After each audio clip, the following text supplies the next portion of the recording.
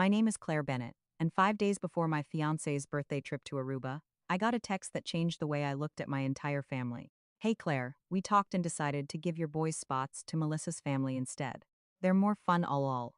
I was standing behind the reception desk of the boutique hotel I manage in Savannah when it came through. A couple from Tennessee was checking in, smiling at me while dragging matching navy suitcases across the marble floor.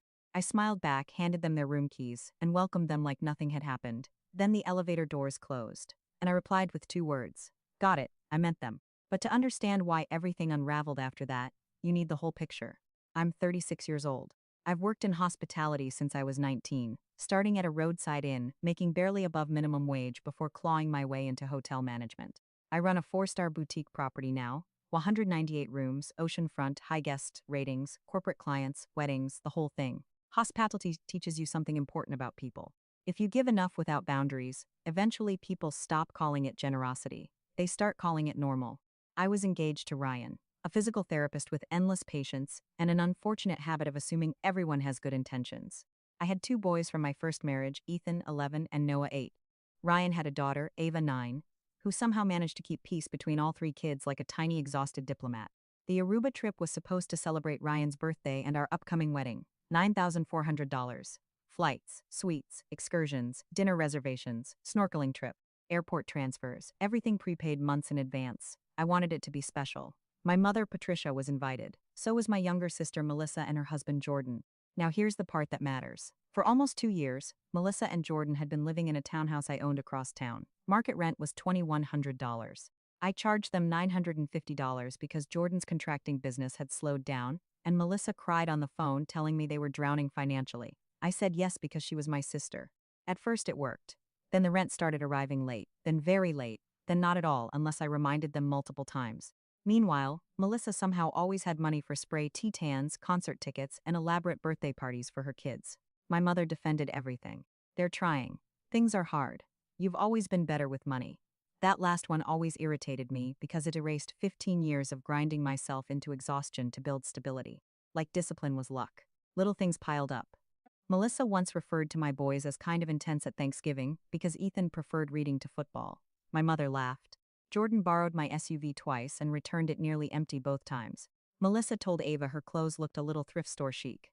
I absorbed all of it because that's what I did. I absorbed. Until the text. They're more fun, lol.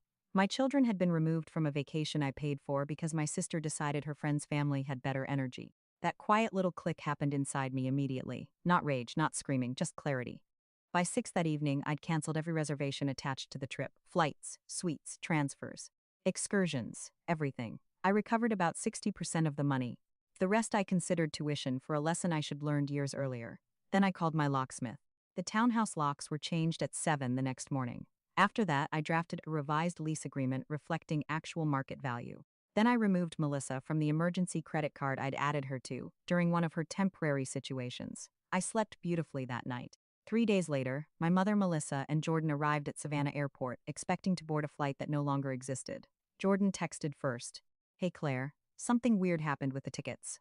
I replied, I'm aware. Now here's the thing about hotel managers. We know people everywhere. The hospitality industry is basically one giant gossip circle wearing blazers. A friend of mine named Denise managed a luxury hotel downtown. I called her and explained the situation professionally, carefully, calmly.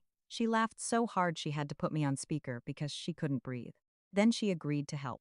I booked rooms for all 3 of them. 1 king room for my mother, 1 king for Melissa and Jordan, no suites available. What a tragedy. I arranged fruit trays and handwritten welcome notes waiting in each room. The note read, Dear guest, welcome to Savannah. We hope your stay is enjoyable and relaxing. If you need recommendations for local attractions, our staff would be delighted to assist you in exploring this beautiful city, which offers many wonderful experiences despite not technically being Aruba. Warm regards, management. I stand by every word. My mother called 7 minutes after check-in. Claire, she said tightly, there's a note in this room. I know. Did you write it? I work in hospitality, Mom. Attention to detail matters. Silence. Then she hung up.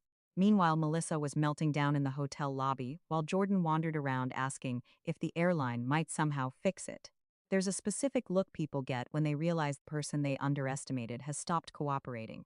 It's almost childlike confusion. That's exactly how Melissa looked. Now here's the part nobody saw coming.